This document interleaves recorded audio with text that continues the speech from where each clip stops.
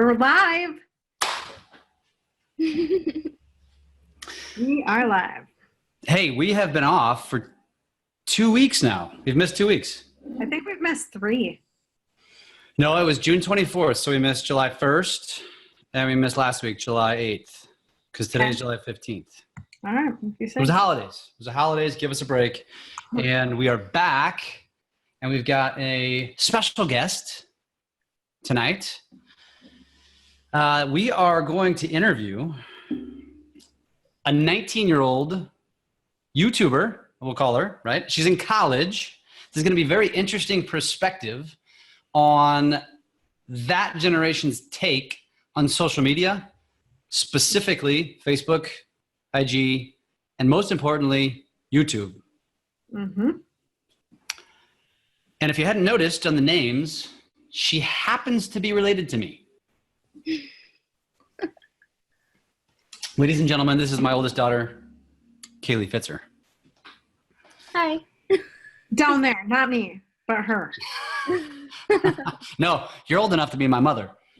Oh, them is fighting words. Okay, Noelle, let's do this. Yeah. Let's, All right. let's give the audience a different take here. Yeah, let's talk about this. So we've been talking about bringing on guests that are going to bring a different perspective for you guys than what we've been giving you, just to open up our discussion and to start getting brains thinking about content and content creators and what's out there, what the future of real estate looks like, and what the future of creating content looks like. So we brought, it's Kaylee, right? Yes.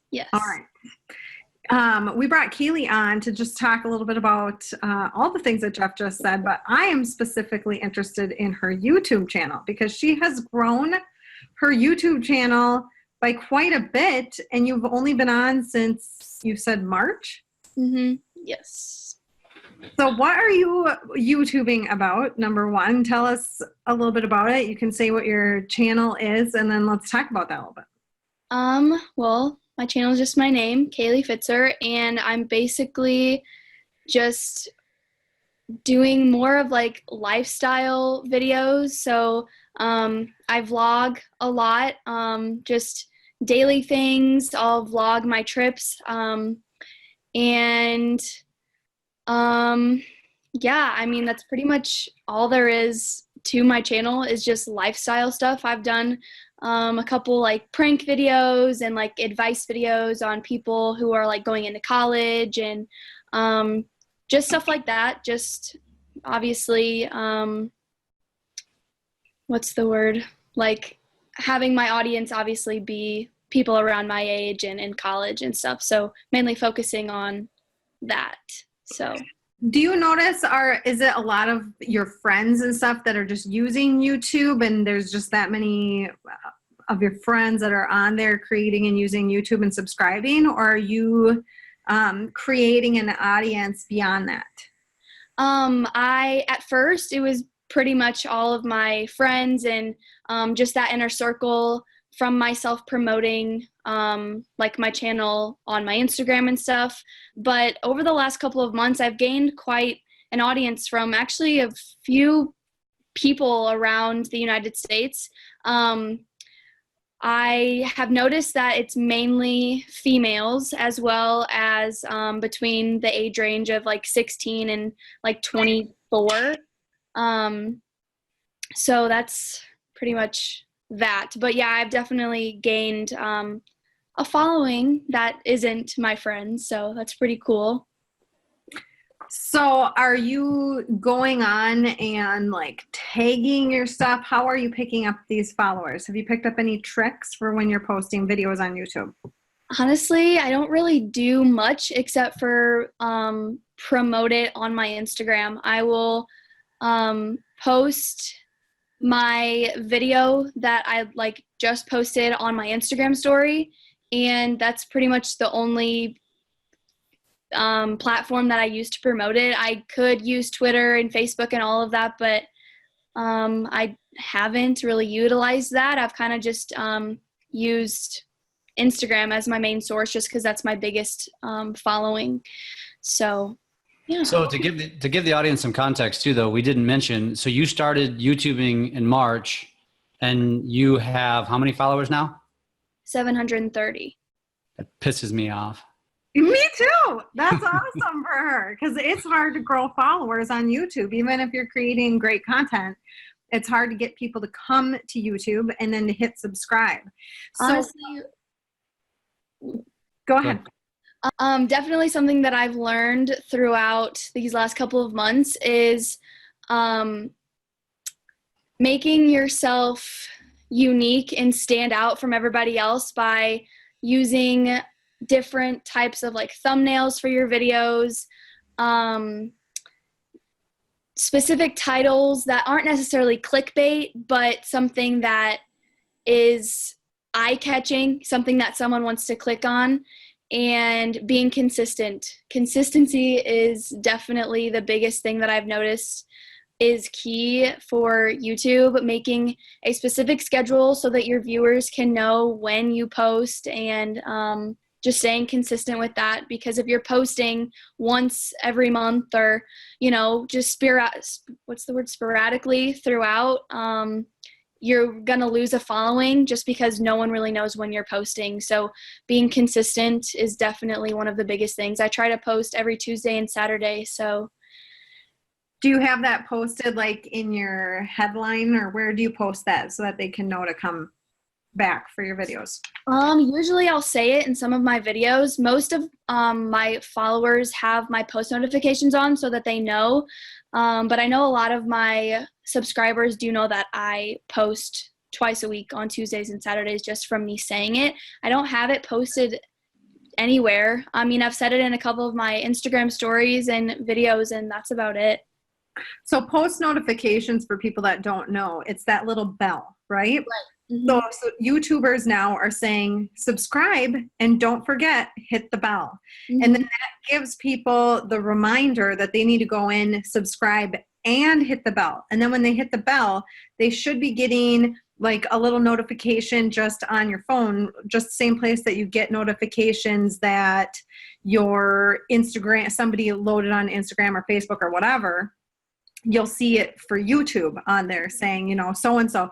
For Lab Coats, all of you people, go on, subscribe to Lab Coats. We've got a Lab Coats channel on there. Go subscribe, and then don't forget to hit the bell. And then as soon as you hit the bell, you will get a notification saying that Lab Coats has now loaded another video to it. And so that's what she's talking about there for notifications.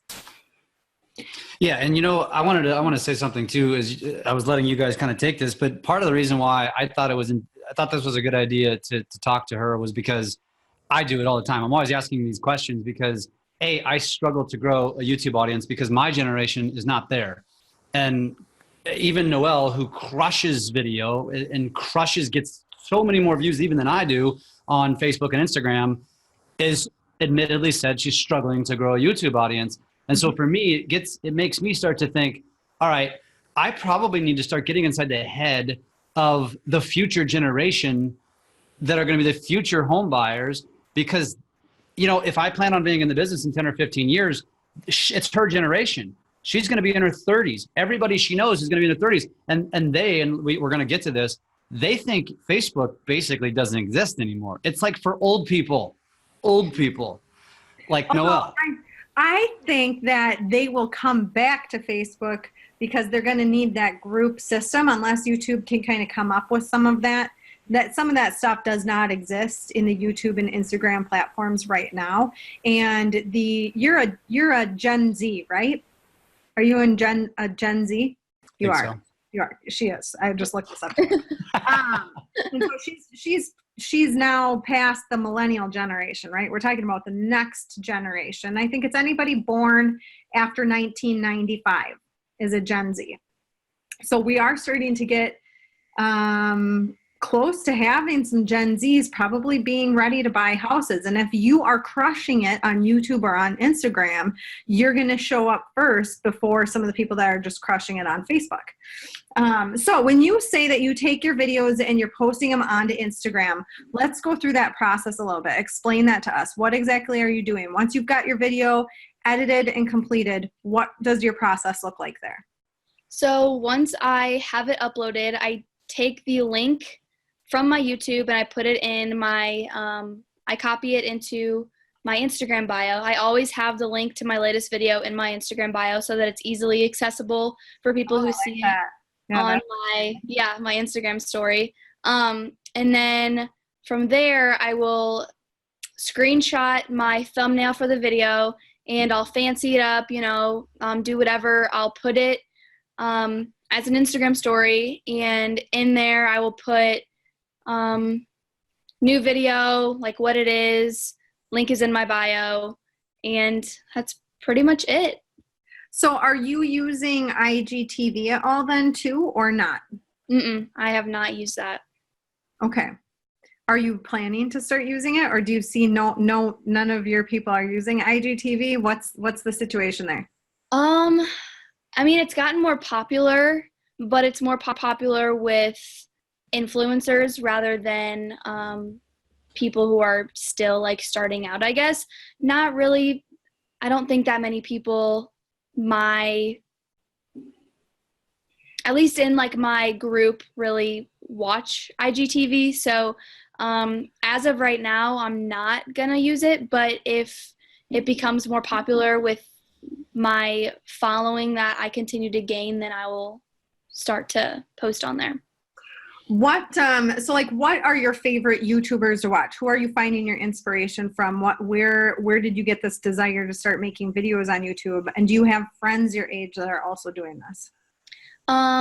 So I got the desire to do it after I quit track, because that was, like my outlet and whatever. And being on social media has kind of always been something that I like to do. And I had like a little YouTube channel whenever I was like 10, and I made, cute little weird videos on there. They're really cringy. But I just thought about how much I enjoyed it. And is that how you describe your dad's videos? Cringy? Oh, stop. No. Oh, I like that. I actually show all of my friends his videos. They think they're hilarious.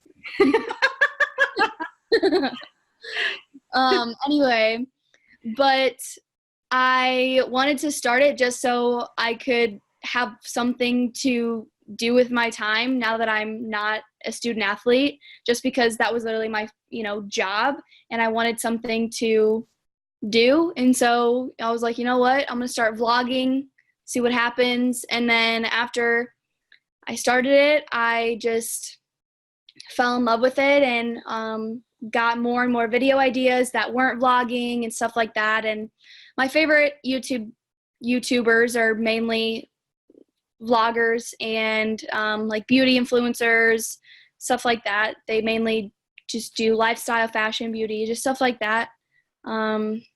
Those are my favorite videos to watch. That's where I get most of my inspiration from. Cool. I got a question. So, and I asked her this question the other night, and my question was, so let's say you're Noelle or myself, and we do a lot of video, and we're trying to attract, clients, recruits, whatever it may be. But for the most part, we're trying to brand our businesses. And so we were both, again, admittedly struggling to get YouTube followers. So how would you suggest that we target that, I struggle to say this, 16 to 24-year-old audience? Because I think most real estate agents are thinking, why on earth would I target a 16-year-old? But the reality is that segment, that is that audience that if you can get in now and they start recognizing you and liking you, you're going to be the first person they think of in 10 years when they're buying. And I know it's a long, long, long game, but damn it, the people who do that are going to be absolutely crushing real estate when their time comes. So what would you suggest? What would you say to Noelle or I? What we put out. You watch our content. Mm-hmm. What should we be doing? What should we be doing? And set yourself aside because you watch our stuff just because kind of obligated to. But let's just say you weren't. Let's just say you're just a neutral, right? What would you suggest? What should we do? Well, first of all, I think you and Noelle both those comedy skits that you guys do is very good. I think that targets the millennial audience pretty well. I think the biggest thing, at least for me, is clickbait. Make a title, make a thumbnail, make it appealing to people my age. Make it want to be something that we want to click on. And obviously, especially people like me who really have no idea like what the mortgage business and all of that is kind of about, kind of just dumb it down, if you will, whenever you like explain it and stuff like that, just so we're able to, understand. You can't just, you can't really talk how you would talk to Noelle. Like you can't really do that to like me, for example. I really dumbed down when I talk to Noelle. Well, you get what I mean. You understand what I'm saying. So there are certain keywords we should use, or should we sympathize or empathize with that audience? Because like, for example, and I asked her this question the other night, I'm like, the younger generations have they have the stigma that they're entitled and they're lazy. And so do you think that if somebody like myself or Noelle, like specifically targeted our message to say, in so many words, we know you're not, we know you're the future, blah, blah, blah, that kind of a message, do you think that would kind of suck them in? So it's like we're becoming relatable, and it's not necessarily about real estate, because let's be honest, no 19-year-old, I'm sorry, not all, but very few are thinking about buying a house right now. Yeah. Yeah, I think for sure that would help, just saying something like that. And I forgot what I was going to say, but yeah. Well, I think too, Jeff, why not start educating these guys on how to save money to buy a house and what the benefits are of buying a house at a young age? Like, I'm thinking about the friends that I had when I was in college, and there was one friend that got ahead of the game and he bought a house. Like, he bought a house when we were in our sophomore year, and now he is the biggest landlord in all of Duluth, Minnesota. Like, fast forward so many years later. And but for real, like, if people can get ahead of the game, think about if we could educate them to do that, how much further ahead they could be if you could create a little niche educational channel. Now, nobody else do this, because I'm going to do that. So I've been thinking about this, because I'm thinking about it like it's a whole completely different segment. Like, in fact, I wouldn't want my generation watching those videos, because they would think I've lost my marbles, because I think the message is going to be so different.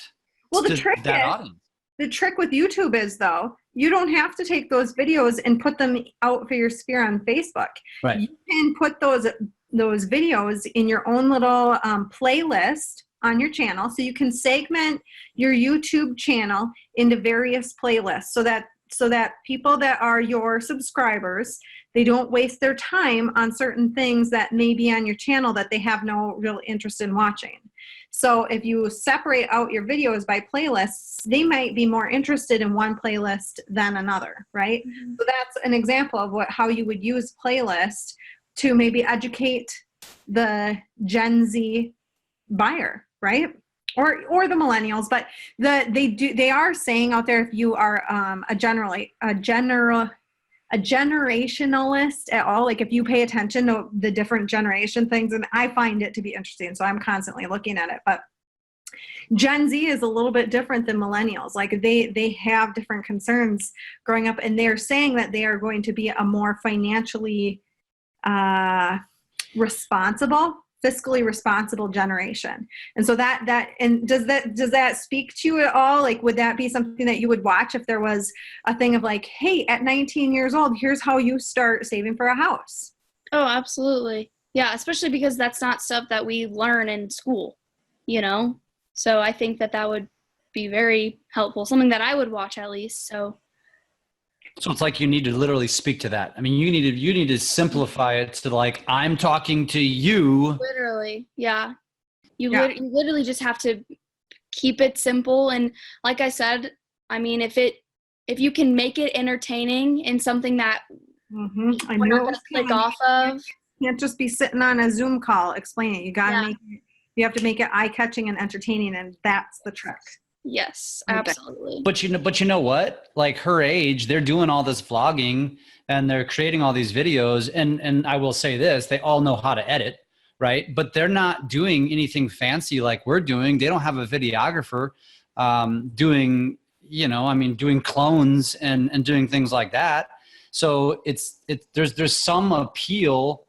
And I guess it's from within, but there's just some appeal of that generational thing, because the videos I've watched it and I'm like, this is stupid, and I'm sure they say the same thing to us, but there's an appeal there. So it's like, I need to force myself to watch it and study it, because I want to target that, because I know that's like a barren land. There's nobody in our industry, probably almost nobody, targeting that age segment. Well, something that I definitely do in my videos just to make it eye-catching and appealing, like I can be sitting down doing just like a regular sit-down video. Like I just posted a video the other day of how I edit my Instagram photos, and it's just a plain sit-down video. And I'm not really doing much except explaining how I edit my Instagram photos. But how I make those types of videos interesting and eye-catching is, first of all, I put like a screen recording of my iPhone on the screen next to me so that the people who are watching can see exactly what I'm doing. And whenever I say something funny or something stupid or just, I don't know, something, I zoom in on my face. That's something that I do with every single one of my videos, is zoom in on my face whenever I say something specific or something funny or something. It's definitely a useful trick that many YouTubers have started doing, just to catch a person's eye and kind of put an exclamation point on what they just said, and it just makes it funnier, I guess. So. Well, I've been trying to tell that to your dad for a while, like when you get up close like this in the camera, which I'm known for doing in my videos, like I will literally get up into the camera and talk like this, because people are like, wait, why is she so close? This feels really weird. And it looks really, really weird on screen or on, when you're doing it, but it is eye-catching, and then people will usually click into it because you're getting really close and personal in on the camera. Mm-hmm. Yeah. It's interesting stuff. This is interesting stuff. And I can say this, and people have asked me, how did you get into video? And the answer has always been my teenage daughters. They taught me how to edit. I've watched them since they were 5, 6, 7, 8 years old. And for Kaylee, that was 10 plus years ago. So that's how these kids are growing up nowadays. And if you think you can't learn something from your kids, and I mean, literally all the way down to 10, 11, 12 years old, you can. These kids, they're born and bred to do this. And so getting inside their head a little bit and learning, having them teach you how to do some of these things, man, you're missing the boat. I mean, it allowed me to get out ahead. I learned how to edit movies when nobody was even creating videos, right? And it's an asset not to fill your head with too much. Have you even watched any of my videos? Yeah, Jeff. What was her latest video, Jeff? I knew it. Probably a vlog from LA. No, it's not my latest video. You're a little behind. Oh. Busted. All right. Any other tips or tricks that you've got for us that we can quickly share? I don't think so. I think we covered all the bases. What I know people are going to ask. So what is the video editing software that you use, and what's your camera? Well, I use 2 different cameras. My vlogging camera is just a little Canon PowerShot. I've had it for a really long time. It's not that bad of quality though. It's pretty good quality. I'm saving up for a new one because I definitely need to up that game. And then I have a big DSLR camera. It's just the Canon Rebel T3i that I use to film my sit-down videos and just any video that's not a vlog. And I edit using iMovie. I honestly have kind of finessed the system, if you will. I've kind of figured out how to do cool tricks on there that not a lot of people know how. That's why I get questions of how or what I used to edit constantly, because everyone thinks that I use Final Cut, which is something that I definitely want to invest in here soon, just so I can up my game. But yeah, iMovie and I mean, 2 cameras. And you're using iMovie on a Mac though. Not my phone.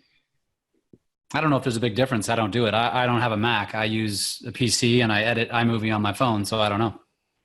There is pretty big difference between that. That's why I keep telling you that we need to get Final Cut. Yeah, Dad. Well, everybody go and check her out. And thanks for coming on today. This was kind of fun to chat and get a new perspective on something. I actually got an idea. I'm starting thinking about that now. Yeah, I think most importantly is I think you need to shift the way you're thinking about who you're targeting. And especially if you're going after YouTube, because I think the only way I'm going to get followers is if I start targeting these audiences, because that's who's there. I mean, you don't need to target three-year-olds because they're all there too. But I think you need to shift your message. And if you could do it, and I think I can already see your wheels spinning, Noelle. I'm serious. I have a whole bunch of ideas all of a sudden that I'm going to start doing. That's good stuff. That's good stuff. Well, Kaylee, thank you for being on. I think this was a super interesting perspective, and we wanted to bring something that was not, I don't think you see every day. So thank you for coming on. You're welcome. Now go to bed. No, I'm going to go eat some dinner. All right. See you later, babe. Thank you. Bye. Bye. Well, Jeff, I want to talk to you a little bit more here. Let's talk about your video that came out today. Oh, the intern. Yeah. Okay. Yeah. I mean, it was a nod to the Office episode that we put out. Yep. It was, but it had me laughing. It was hilarious, and it was a great way to introduce somebody new in your life. So out with it. Let's admit it. What's going on in your life here? 100%. Well, yeah, it was kind of old news, but yeah. So we were, it was called The Intern, and we're actually going to we had so much fun doing it and creating it, and it got a lot of really good feedback that we're going to create a ton of them. But yeah, it was kind of announcing our videographer, who's got a hell of a personality. So it made the video. He does. He has an awesome personality. Really great. He's really great. And I think the best thing I loved about it was that, and I was telling him this today, was that I said, you know, people are used to seeing me in the videos. And so what was great is we brought Sean and Michelle in the video. They're like Pam and Jim from The Office, right? And then you had him. And so I'm like, we can really get creative on bringing in different people in all these different videos. And I think it's just going to get a ton of play for our brand and for our office and for our business. And that's the goal. And we can parody everything. So we're already working on the next one, which is we're going to do the real estate agent or the realtor, and basically just kind of make fun of every single piece, loan officer, processor, you know, whatever in our business, and then get into other things as well. And it's just going to be a fun way to display our personality and be authentic. And yeah, it's fun. Like you said, it's gotten a lot of play, and it just came out today. So definitely go check it out. It's called The Intern, and it's an introduction of a new employee, and anybody could do something just like this. That's what we got. A lot of feedback's been like, wow, what a cool way to introduce a new employee. And I mean, you know, Papa, who's our videographer, makes the video, but yeah, it was fun. One thing that I will say that I like about doing those style videos is the more people from your office that you can include, or the more people from your team, the more shareable that video is. So then the people that are in the video naturally are going to want to share it, as long as they were in it willingly and they like it and whatnot. But they generally will share it. And then once it starts getting shared, then it attracts more views, and then the Facebook algorithms pick up and whatnot. So that's key to doing a video like that. And you guys did a great job with it. So everybody should go check that out. Thank you. And while we're talking about recent videos, you also had an awesome recent video, which I absolutely loved. And it was so freaking true. I can't wait to see what you got up your sleeve, but talk about your recent video. Yeah. So we put out a video last week about ghost followers. Go on. once you start putting out more video and you put yourself out on social media, you will start to notice that you get views on things, but you don't know where they're coming from because people don't like it or they don't comment on it. And I think for me, a lot of people will end up getting distracted by watching the video, and then they move on, right? If they're like me, you'll start watching a video, you'll let it play while you're doing something else, and then Facebook just naturally goes to the next thing in your playlist. And so if you don't remember to go back and give that person a little love or like it or whatever, you're basically ghost following them, right? You're watching all their stuff, you're looking at all their stuff, but you're never liking or commenting on it. And it was starting to bug me. And I was talking about with somebody, and that's how my brain works. All of a sudden I had this idea of like literally being followed around by some ghosts.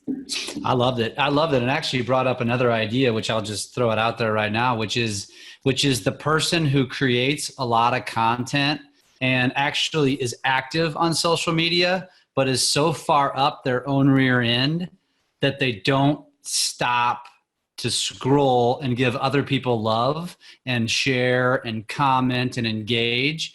If you're that person, get out of your own rear end and go support the other people in your business, the people, you probably have people that you work with, you have people that work for you, you have people you want to work with, engage them. It's all about helping each other. Noelle and I we now do that. In fact, I forgot to tag you this morning at first, and I quickly went back because we always tag each other in our videos because it's, it's just kind of what we do. Yeah. And it's support. All it is we're supporting each other. Yeah. And that's, I think, what a lot of people miss the boat on is supporting each other. So you're either a ghost, it's like you're hiding, and maybe you don't think about it, but think about it because it does matter. And don't just like it. Thank you if you do, but commenting and sharing are the two most important things that you can do on any social media platform. It really, really helps the algorithm. And guess what? The more you do it, you'll watch. The reciprocal effect is great. Yeah. Well, because people pay attention to who is out there being a fan. In fact, Facebook is now giving people titles of top fan. Have you noticed that at all? So if you comment, in fact, even though it's not on my business page, it's on my personal page. I have a few people that are titled top fan on my personal page. Like I can see who my top fans are. And so when people come back and they'll comment every single time, or they'll like every single time, you tend to want to also support those people back. And as a realtor, we're not just talking about other realtors coming and going and liking each other's posts, although I highly encourage it because it doesn't hurt. It can't hurt. But, I'm talking about you as a realtor also going in the community and seeing who's out there putting videos outside of this business, like who else is out there, and trying to go on and like their stuff and comment on their stuff. Don't be a ghost follower, because then they're going to want to come back.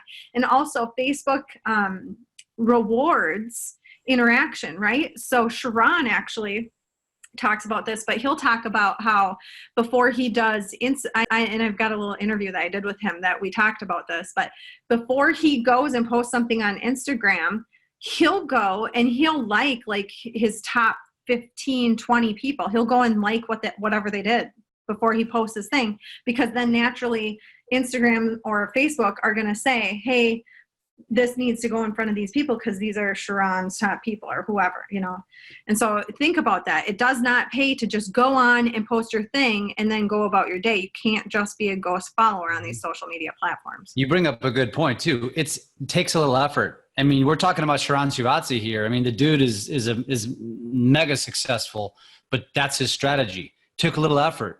And believe me, I know it. I feel it because he's always liking my stuff. And I just realized now why he does that. Because I always see his stuff, which I like to see his stuff, and I engage his stuff. Does he really like your stuff? We don't know. We'll never know. He probably doesn't watch it, but that's okay. I'll take the like. I'm happy with that. But that brought up another point too. You brought up something that when you're talking about engaging other people, Kyle Whistle talks about how he seeks out influencers. And you seek out influencers to interview and bring on a show that you might have, like a local show, because then you're basically grabbing a piece of their audience. So you should seek out and find influencers, find an excuse to interview them, to bring them into something that you do. And now you're all of a sudden growing your we always talk about this, growing your SOI. So grab those influencers. That's a strategy. And Kyle Whistle's done it as well as anybody. Yeah, but those influencers too, even though they're influencers, I mean, there's some mega Instagram influencers who, if you are consistent at commenting and being their supporter, that video, the ghost video that I had, a couple big Instagrammers picked up my video and shared it on their own feeds because it's something that is relatable. It's relatable for people, right? That are living on social media. The ghost follower thing, it doesn't just apply to us little peons on social media. It applies to the big people too. They all have ghost followers. And so they appreciate their fans just as much, right? So share the love. Share the love. If you're watching this, yeah, if you're on here and you're watching this and you like video and you're curious about video, you need to also think about when you see other people post video, be supportive, be positive, be a supporter. Stop being so negative. Stop being jealous of people putting things out there. Don't be a ghost follower just to spy on people and then not to support back. Like, it's a pet peeve of mine. It really is. I feel your pain. And I have one more question from your perspective on this is, you hear people say it because in my market, I'm typically, I set the bar, right? Just probably like you are in your market when it comes to video. And so we're always creating unique stuff that nobody's doing yet. And I've had people comment over the last year saying, damn it, you beat me to it. So now I can't do it. What is your opinion on that? Because you know me, I could care less. You did an office video, so it gave me an idea. I literally parodied you. So I don't care because I just want to create all the time. I want to create fun, entertaining content. So what is your opinion on that when somebody says, oh man, that office idea, now I can't do it because Jeff did it? What is your opinion? If you've got a good idea and you think you can do it better, do it. If you're not going to try to do it just as good or better though, that's risky. Yeah. Yeah. Do it, or at least then you might as well just come up with your own idea. Honestly. Sure. And that's my thing. Think about all the different movies that are out there. And then there's some parody movies, right? Oh, last night I watched Mary Poppins Returns. There was this whole thing before it came out. Is it going to be as good as the original Mary Poppins? In fact, Julie Andrews decided not to, they were going to give her a cameo and she decided not to be in the second movie because she didn't want to overshadow the actress that was in Mary Poppins Returns. But, that you can remake things. I've seen a whole bunch of Office videos come out that have been great. Yep. Right? But if it's something that is really, really very, very unique and it's not authentic to who you are and it's not a viable thing for your own sphere, maybe it's not worth doing it. Sure. And don't forget, we all have different spheres of influences too, though. The people that you and I are not a great example, but still you have thousands of followers that don't know who I am, have never seen my stuff and never will. And likewise, you the same. So I don't care. It's like, it's not going to touch most of your people anyway. They're not going to know. Most of my people are going to think I'm the original. And that's the way you've got to think about this because it's true. Yep. Totally. Good stuff. And I wanted to point something out if Cliff is still on as well. He asked for Jesse's YouTube, so I gave him mine. So now you got to go like it, Cliff. You got to go follow me. Well, we can share our YouTubes. Yes, we can. And you know what? Someone else was watching, Colin from RETV, and that's another one. I watch his stuff all the time, man. They're so entertaining. Have you seen his recent one with the candy? The candy, or I saw one today that had it was the cookie, what the hell what am I thinking of? I guess you didn't see it yet. Have you been drinking? No, water, yes. But anyways, go check out Colin Cameron, man. He does some really, really good real estate. Is amazing. Yes, Colin is phenomenal. And so next week, what do we have coming up? We got Jesse Peters on next week. Jesse Peters is a real estate agent out of Winnipeg, Canada. And Jesse pointed out to me that he and I are actually not that far apart. So we may get together. I'm that close to Canada. We may get together and make a video. Jesse is crushing it with really telling stories. I mean, he's been doing video for a long time. He's got a very, very unique style, and he's crushing it. He's got so many followers, and he just tells his story almost every day. and people eat it up. Yeah, well, he's amazing at being authentic on camera and using Instagram and Facebook stories to showcase his personality and just be real and speak to his audience. And then that in turn grows your audience. So we're going to talk to him about that next week. And any other questions that you guys have, post them below. We're happy to ask them to Jesse or join us next week. We will absolutely reply, and we appreciate everybody who was on tonight, and we will talk to you all next week. Bye-bye, dear. Bye.